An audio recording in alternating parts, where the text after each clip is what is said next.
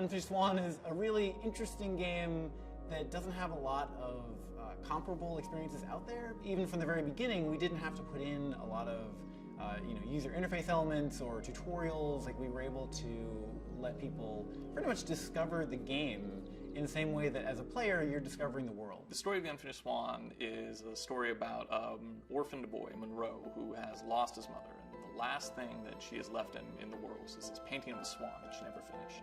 And one night the swan gets up out of the painting and wanders in this fantastic world. And Monroe follows the swan and in an attempt to catch it, an attempt to really hold on to the last thing he has of his mother's. And then along the way, he learns more about the different worlds that he is wandering through, and at the end, hopefully, something about himself. It's a first-person painting game, and in the beginning of the game, the player starts out in a completely white world, and they have to throw paintballs to figure out what's around them. Our paint splatting, that's really the central piece of tech that we've spent the most time on trying to really polish and make look as realistic, but also as stylized as possible. We got involved with Sony because they called us.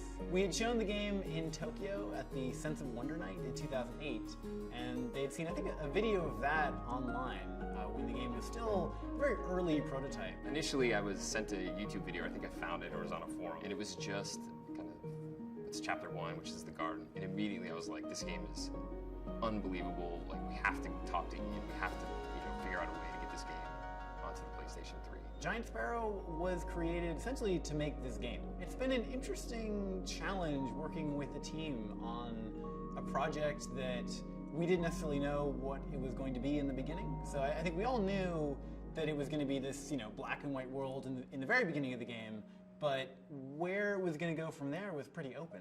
Being a small team, we work very closely together, and everybody has to wear a lot of different hats and have more different domain knowledge than you would in a larger team where you're more focused on just a very specific subset of things. I think this game appeals to two very different sets of people. There's the hardcore gamer, and then there's the person who doesn't really like games. And oddly enough, I think the game appeals to both of those people for a lot of the same reasons. I don't really know where video games are headed.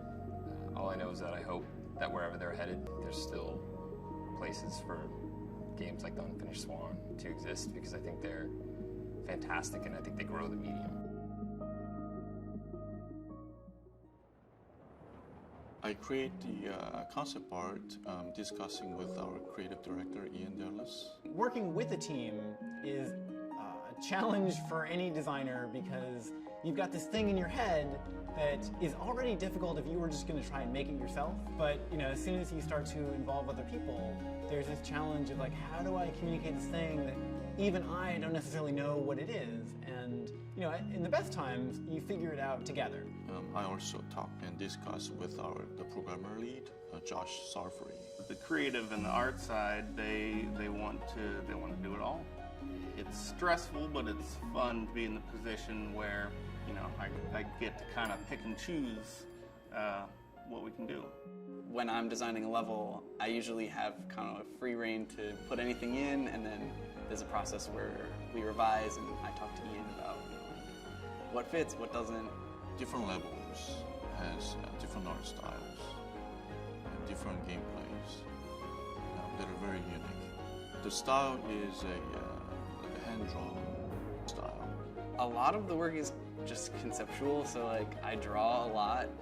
I doodle all the time and have whiteboards. I guess I draw my inspiration from a lot of classic stories, like myths and stuff I'm really interested in.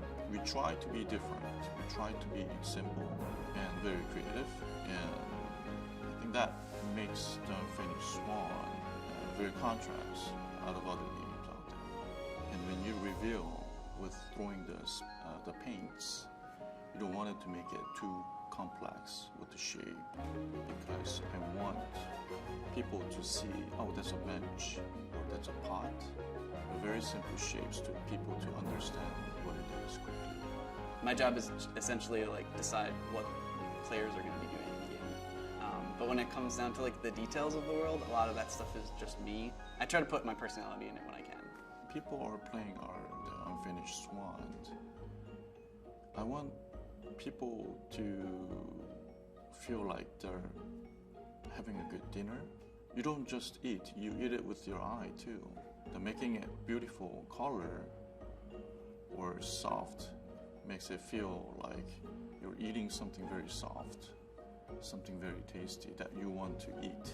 And I want people to really enjoy that experience when they play our game. It has only been the last year where we've actively been involved in scoring music, creating music for the game. The inspiration for the music comes from the characters in the game. There's two main characters. You play as this little boy Monroe, and you also get introduced to this preposterously self-absorbed king that inhabits the world that you discover. And the idea of the music is to give you the sort of emotional understanding of what it's like to be Monroe and what it's like to be the king. The music as you're playing is constantly evolving, so it's never quite the same. You'll never play this game twice and hear quite the same balance of background music. And the idea there was that the music isn't just background music. It's part of the world. It's part of how you feel when you play it. It's part of how your character feels. We didn't want those two things to be separate. We wanted to feel like it was all one experience. I love this sort of scoring. It's really fun because it's more elemental. The music is it's playful and it's not song form. So it's not A, B, A, verse, chorus. It's just much more free flowing, fun. The music is also your guide through this environment. So it functions in more literal ways, like it alerts you when there's danger in certain areas. But it also provides an emotional backdrop to the game that is meant to evoke what this world feels like. I collaborated with Peter Scaturo, music supervisor at Sony, who had seen some of my previous work.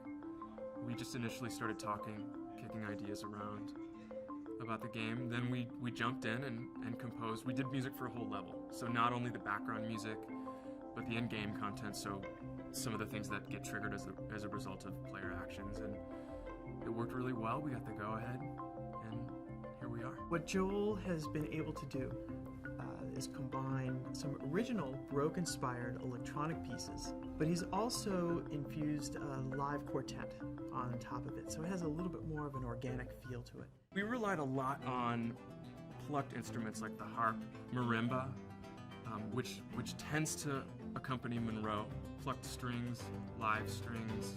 We chose synthesizer sounds that really complemented our acoustic palette. We're at a point where things have developed to a very sophisticated level in which we're able to have the same high production value that you'd find in a Hollywood film. We also have the unique aspect of making the music interactive. That's the future of video game music.